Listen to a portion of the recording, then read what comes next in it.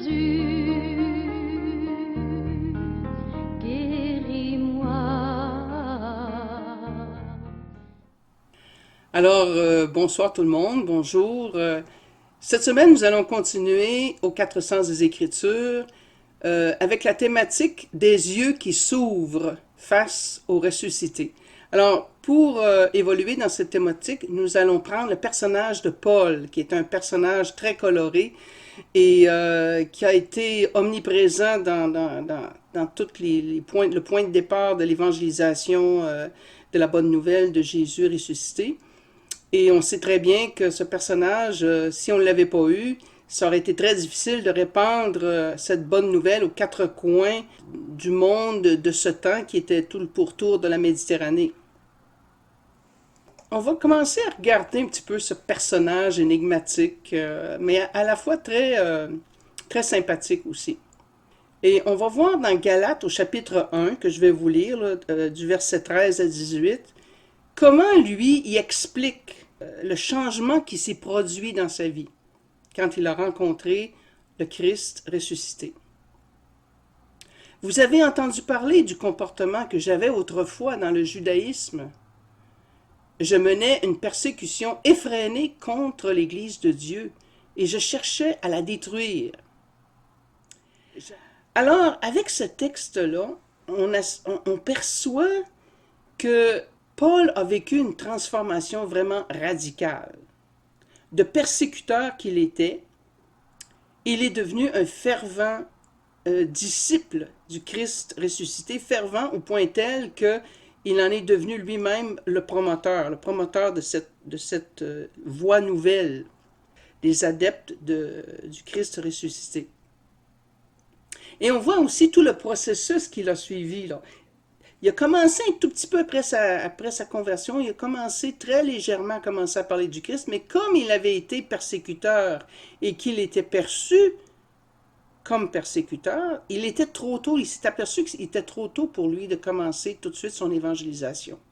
Il a commencé par s'isoler, se rendre en Arabie, c'est une façon de s'isoler dans le désert, et de tout cogiter, reprendre de A à Z son judaïsme, si vous voulez, à partir des Écritures, et de revoir cela à la lumière du Christ ressuscité, et de voir si ça faisait sens, et puis si ça pouvait faire cohésion ensemble.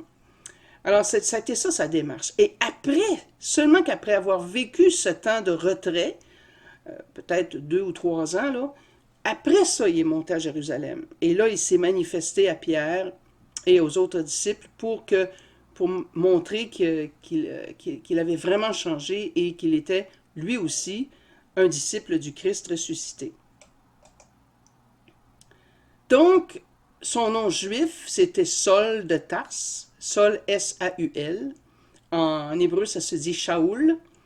C'était un juif pharisien instruit à l'école de Gamaliel. Son nom romain était Paul, parce qu'il faut dire que Saul de Tarse avait la citoyenneté romaine. Et ça depuis sa naissance, parce que sa famille était déjà de citoyenneté romaine. Alors ça vient changer la donne, ça, dans sa personnalité, dans sa manière d'opérer, puis tout ça. Il était un peu plus inclus au niveau de ceux qui faisaient l'empire de ce temps-là, c'est-à-dire les Romains. Et son nom de Paul va ressortir un peu plus au fur et à mesure où il s'approche des nations païennes et il essaie de se faire connaître auprès des nations païennes. C'est le nom Paul qui va prédominer sur Shaoul ou Saul. Lorsque Saul reçoit la révélation de Jésus-Christ, il faut se poser la question, est-ce qu'il quitte le judaïsme à partir de cette rencontre bouleversante du Christ ressuscité, ou s'il continue dans son judaïsme, mais avec une transformation de l'intérieur, c'est-à-dire en mettant le Christ au milieu de son judaïsme. Alors, la réponse est beaucoup plus dans la deuxième alternative que dans la première, parce que le mot conversion ici est très inadéquat dans le contexte où Paul a vécu, Puis on va expliquer un petit peu plus loin pourquoi, là, en vous donnant des dates et puis tout ça. C'était que finalement, le christianisme, c'était pas le mouvement des adeptes qui suivaient Jésus, c'était pas vu comme une religion à ce moment-là. C'était vu comme un mouvement. Un mouvement qui partait du judaïsme parce que le Christ était juif lui-même et que ceux qui adhéraient à sa voix étaient aussi des juifs. Donc, c'était pas une conversion d'une religion à une autre, là. Mais c'était une conversion plus dans le sens d'une transformation de son être intérieur qui, dorénavant, mettait le Christ ressuscité au cœur de sa vie. Alors, il acclimate sa croyance juive à cette nouvelle révélation du Christ ressuscité, qui devient le noyau central de sa foi et de son agir, tout en continuant d'affirmer son identité juive. Il le dit là, dans ce que nous venons de lire, « Je suis juif ». Il continue de fréquenter les milieux juifs, les synagogues entre autres, où il recrute ses adeptes. Comment ça s'est passé, cette révélation de Jésus ressuscité à Paul? Alors là, on va regarder un petit peu plus de près là, les Actes des Apôtres au chapitre 9. D'abord, pour se situer dans le contexte, dans le temps, là, la conversion de Paul, on pense que ça a eu lieu entre les années 31 et les années 36. Mais c'est sûr qu'on a un décalage de 4 ans, dont on a déjà parlé dans une autre vidéo, là. Mais selon les Actes des Apôtres, l'événement s'est produit au cours d'un voyage vers Damas. Damas, on sait que c'est en Syrie. Donc, il fallait qu'il traverse la Galilée, tout ça, qu'il passe en avant du mont Hermon et qu'il bifurque vers l'est pour arriver à Damas. Le Nouveau Testament le présente comme un persécuteur des disciples de Jésus. Il était là au moment où Étienne a été lapidé. Il tenait les vêtements de ceux qui lançaient les pierres. Il faut être très conscient de cette situation-là.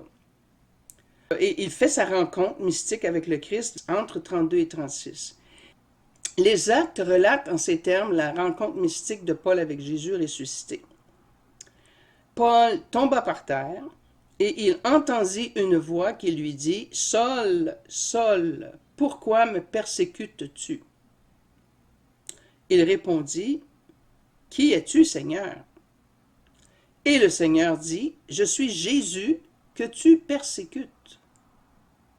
Il te serait dur de regimber contre les aiguillons. » Alors Paul sortit de cette rencontre bouleversé et persuadé que celui qu'il persécutait était le Seigneur Jésus, le Fils du Dieu vivant, donné pour le salut de son peuple. Selon les Actes, à la suite de ce bouleversement, il perdit la vue pendant 3 jours. On commence à connaître un petit peu là, la signification symbolique du chiffre 3. Là. Surtout quand c'est des jours, là, 3 jours, c'est une période de temps intense, de souffrance intense, mais qui se termine par une transformation. C'est le cas de Jésus, qui a souffert sa passion, sa mort, et qu'au bout de 3 jours, il a vécu la transformation de la résurrection. Et pour Paul aussi, au bout de 3 jours, après avoir été aveugle pendant 3 jours et avoir souffert sur le plan probablement psychologique et psychique de ce combat intérieur, il a été ressuscité, si on peut dire, entre guillemets, en voyant clair, mais en voyant clair de sa cécité physique, mais surtout en voyant clair de qui était le Christ ressuscité qu'il persécutait. Cette foi au Christ ressuscité, c'est pas surtout sur des preuves matérielles que ça s'appuie ou sur des preuves scientifiques, mais c'est sur le développement d'un regard de foi. Et ça se travaille pendant toute la vie. Ça se travaille par l'étude et la proclamation de la parole de Dieu, la méditation de la parole de Dieu surtout, mais aussi par la prière, par les échanges qu'on fait avec d'autres personnes qui ont vécu des expériences, puis ça vient consolider notre foi. C'est très...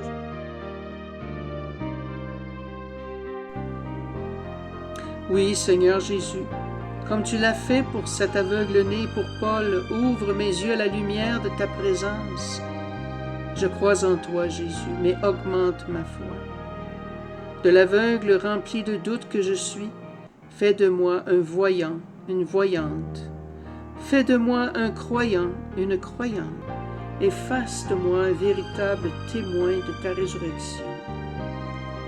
Amen. Alors j'espère que cet extrait de vidéo vous a plu.